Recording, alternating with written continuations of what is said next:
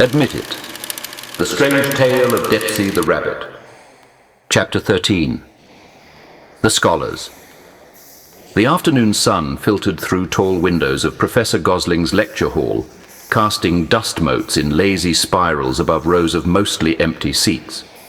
Only 12 cartoon characters had bothered to attend visual communication theory, camera angles and frame composition in educational media, a turnout that Professor Gosling considered surprisingly robust for a Tuesday at 3 o'clock. Chuck and Lucy occupied seats in the third row, Chuck's yellow form practically vibrating with nervous energy, while Lucy sat with her porcelain hands folded carefully in her lap. Detective Bones had positioned himself in the back corner, his skeletal frame hunched over a notepad that he scribbled in with methodical precision. The remaining students were scattered throughout the hall with the studied randomness of people trying to appear engaged while fighting the urge to nap. Professor Gosling, a tall, thin cartoon owl with thick spectacles that magnified his eyes to comical proportions, stood before a blackboard covered in diagrams that looked like geometric fever dreams. Circles within rectangles, arrows pointing in impossible directions, and mathematical equations that seemed to describe the physics of looking itself. Visual storytelling operates on principles fundamentally different from auditory communication, Professor Gosling declared, tapping his pointer against a diagram labeled Psychological Impact of Frame Positioning. His voice carried the dry precision of someone who had spent decades trying to explain color to the blind. Where sound relies on temporal sequence and tonal variation, visual narrative employs spatial relationships and compositional psychology to influence viewer perception. A cartoon squirrel in the second row sketched elaborate doodles in the margins of his notebook, tiny trees and acorns arranged in patterns that had nothing to do with camera angles. Behind him, a rabbit student's head nodded rhythmically as he fought sleep, his ears drooping with each near surrender to unconsciousness. The students thought primarily in auditory terms, radio programs, musical performances, conversations, and Professor Gosling's theories about visual psychology sounded like elaborate nonsense designed to complicate the simple act of looking at things. But Detective Bones noticed something the others missed. 3 students in the middle section sat with perfect posture, their attention focused on Professor Gosling with laser-like intensity. While normal cartoon characters doodled or dozed, these 3 took careful, synchronized notes. Their pencils moved across paper with mechanical precision, recording every word about frame composition and visual manipulation techniques. Detective Bones recognized the signs, enhanced performers. He'd seen that same unnatural focus in witnesses whose testimonies had been too perfect, too coordinated. These weren't students. They were studying. The psychological impact of camera positioning cannot be overstated, Professor Gosling continued, adjusting his spectacles with academic enthusiasm. A low-angle shot subconsciously establishes authority and dominance, while high-angle positioning creates vulnerability and submission in the viewer's mind. These techniques bypass conscious thought and operate directly on primitive psychological responses. The enhanced students leaned forward slightly, and Detective Bones watched one of them, a cartoon cat with unusually sharp features, underline the phrase bypass conscious thought with particular emphasis. Chuck's hand shot up, unable to contain himself any longer. Professor Gosling, I have a question, but it's not exactly about camera angles. Professor Gosling paused mid-gesture. Mr. Chatterbox, I appreciate participation, but I do hope your inquiry relates to the lecture topic. Well, it's about toy robots and ink and projectors, Chuck pressed on, his voice carrying the desperate edge of someone who'd been holding back crucial information. How exactly do they work? I think I found these things and it showed me visions, things that haven't happened yet, or maybe things that are happening somewhere else. The lecture hall fell into the particular silence that follows when someone says something either profound or completely insane. The normal students looked up from their doodles, snickering with the mild interest of people witnessing a potential breakdown. The enhanced students, however, became utterly still, predators recognizing prey. Professor Gosling's feathers ruffled with academic annoyance. "Mr. Chatterbox, that is not remotely related to visual frame composition. Projectors are simple mechanical devices for displaying images through basic light refraction. Ink is well ink, and toy robots are for children, Mr. Chatterbox." "But how does the light refraction work exactly?" Chuck insisted. "What if the projector lens was treated with some kind of organic compound? And the toy robot, I think it can talk." "Organic compounds can facilitate dimensional viewing under proper conditions," Professor Gosling replied dismissively, eager to return to his prepared material. "Simple light refraction through treated lenses, basic optical physics. Now, can we please return to the topic at hand, the psychological impact of visual framing on audience manipulation?"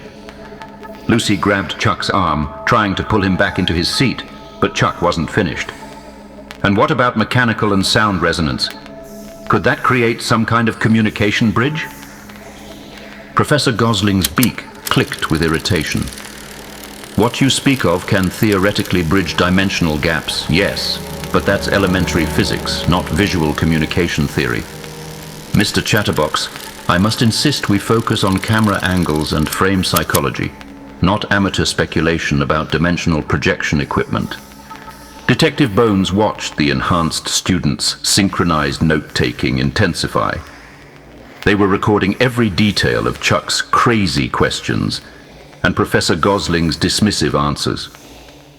Information about dimensional viewing, treated lenses, mechanical resonance, all of it being catalogued with surgical precision. The normal students had returned to their doodles and daydreams, but Detective Bones felt the temperature in the room shift. Chuck had just painted a target on himself, and the hunters were taking notes.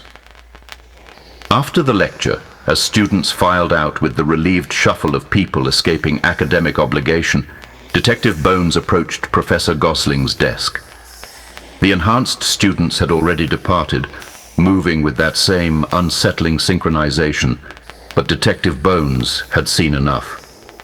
"Professor," he began carefully, "I noticed some of your students were particularly attentive today." Professor Gosling looked up from organizing his notes, his owl eyes brightening with surprise. "Detective Bones? Yes, weren't they wonderful? Finally, students who appreciate the complexity of visual communication theory. The ones taking detailed notes. Do you know who they are?" Professor Gosling's expression shifted, defensive pride replacing academic enthusiasm. "Are you suggesting there's something wrong with students who actually listen to my lectures?" "I think they might be studying manipulation techniques," Detective Bones said gently. "Learning how to use visual positioning to control audiences." The words hit Professor Gosling like a physical blow. His feathers deflated, and his voice carried the wounded tone of someone whose life's work had just been insulted. "So you're saying that my research, 20 years of developing visual communication theory, is only valuable to, what did you call them? Corrupted individuals?" "Professor, I didn't mean..." "Finally, I have engaged students who understand the importance of frame psychology, and you're telling me they're somehow wrong?" Professor Gosling's voice rose to a pitch that made several lingering students glance back nervously. "Do you have any idea how rare it is for anyone to care about compositional theory?" Detective Bones tried to explain, but Professor Gosling was beyond listening. The academic ego that had sustained him through decades of empty lecture halls couldn't bear the implication that his only appreciative audience might be evil. "I think you should leave, Detective," Professor Gosling said coldly, turning back to his papers. "Clearly, you don't understand academic discourse." As Detective Bones walked toward the exit, he heard Professor Gosling mutter under his breath, "Suspicious of students who actually want to learn. Typical law enforcement anti-intellectualism." But Detective Bones had learned what he needed to know. The enhanced students weren't just attending lectures. They were receiving training. Visual manipulation, psychological control, audience dominance. And now they knew about Chuck's projector visions and his interest in dimensional communication. Outside the lecture hall, Detective Bones made a decision that went against every piece of well-meaning advice he'd received. Professor Gosling had suggested he stick to conventional police work, leave the theoretical matters to academics. Captain Drumstick had recommended he stop pursuing dangerous investigations and focus on routine cases. But Detective Bones couldn't ignore what he'd witnessed. Enhanced performers were learning manipulation techniques, and Chuck had just revealed himself as someone with access to dimensional viewing technology. Conventional police work wouldn't solve this kind of problem. He pulled out his notepad and began writing a list of enhanced individuals he'd need to investigate. It was dangerous work, the kind that got cartoon cops transferred to traffic duty or worse. But someone had to connect the dots, even if the picture they revealed was more terrifying than anyone wanted to acknowledge. As Detective Bones walked across the campus, enhanced students watched from carefully chosen vantage points, taking notes about his route, his timing, his apparent level of investigation. They had learned their lessons well. Visual positioning, surveillance psychology, the art of watching without being watched. The hunters were now hunting the hunter, and Detective Bones had no idea how perfectly he'd been framed.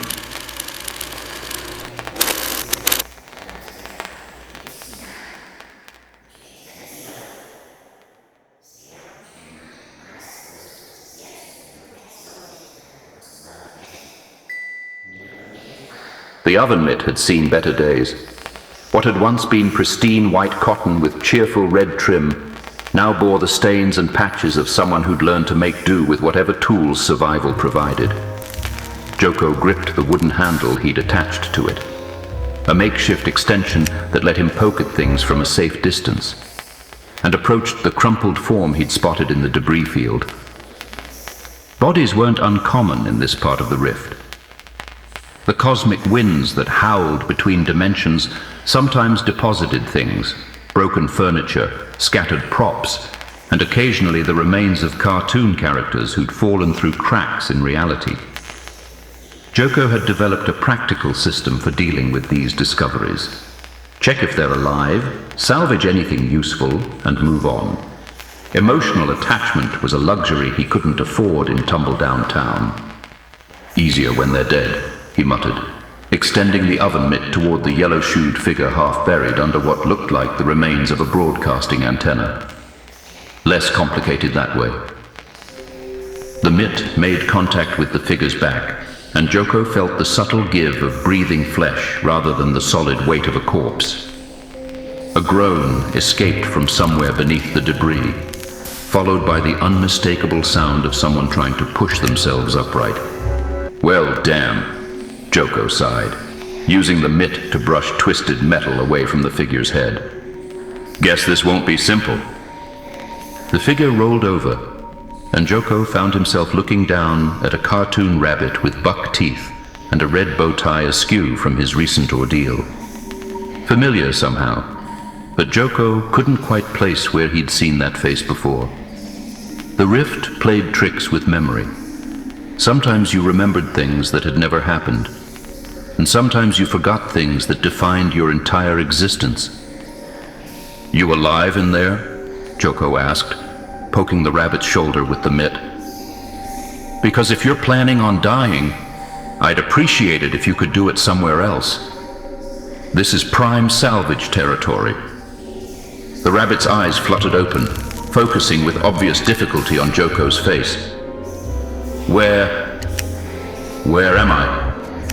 "Congratulations," Joko said dryly. "You've won an all-expenses-paid trip to the cosmic garbage disposal. Population, Everyone who ever trusted the wrong person. The rabbit struggled to sit up, his cartoon physics clearly disrupted by whatever had brought him here.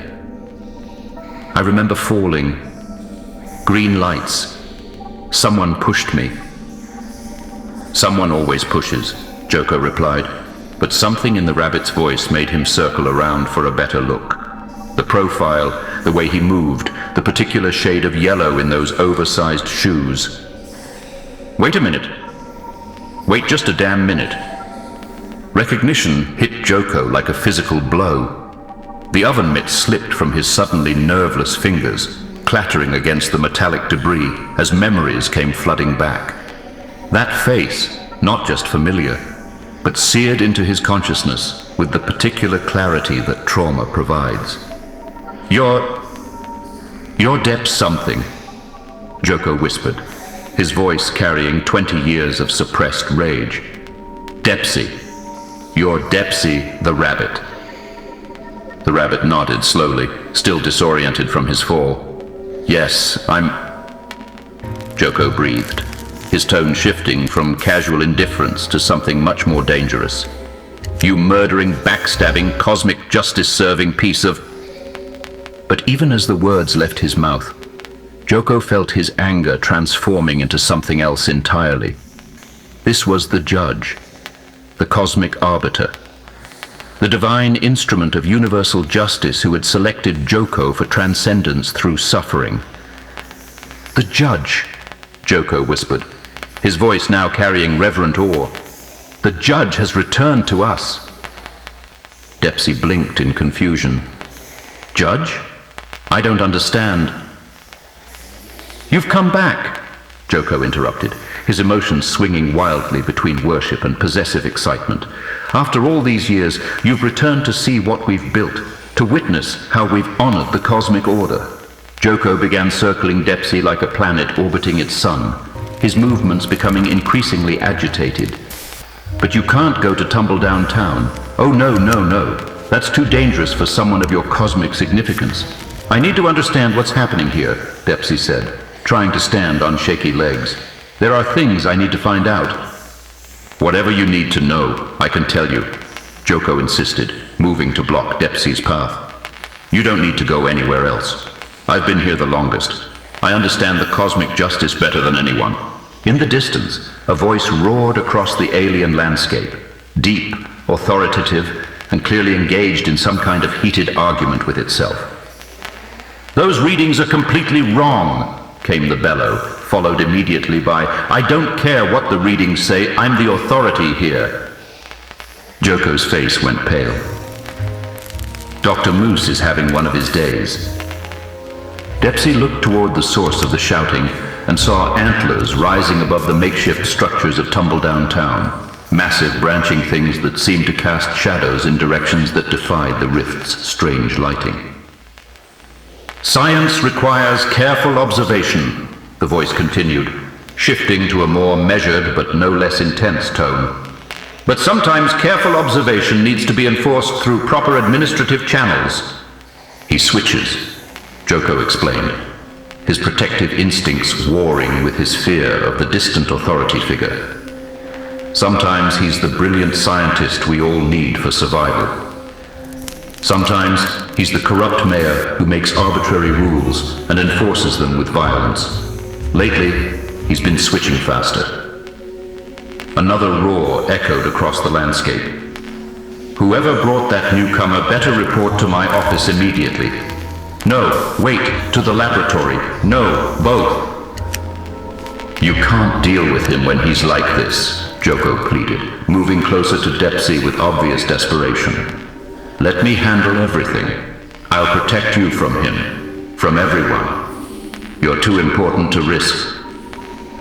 But Joko's possessive rambling was cut short by a sound that made both cartoon characters freeze, a low, thrumming vibration that seemed to come from everywhere and nowhere, accompanied by the wet slithering of something massive moving through dimensions.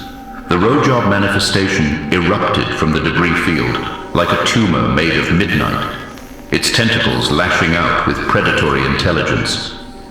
Joko screamed and dove for cover behind a twisted piece of broadcasting equipment. But one of the appendages caught him around the waist and began dragging him toward what might have been a mouth. "Run!" Joko shouted at Depsey even as he was being pulled away. "Get to Tumbledown Town! Find Dr. Moose! Don't trust the worship!"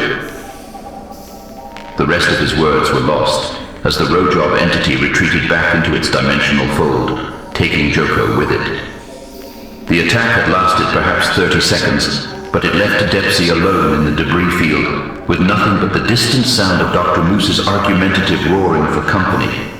Depsey looked down at the abandoned oven mitt, lying where Joko had dropped it in the moment of recognition. Something about the kitchen tools seemed important, meaningful in ways he couldn't quite grasp. But there was no time to puzzle over kitchen implements, not with Joko's captured screams still echoing in his mind, and the uncertain fate that awaited in Tumbledown Town. Despite Joko's warnings, despite the obvious danger, Depsey began walking toward the antlered silhouette in the distance.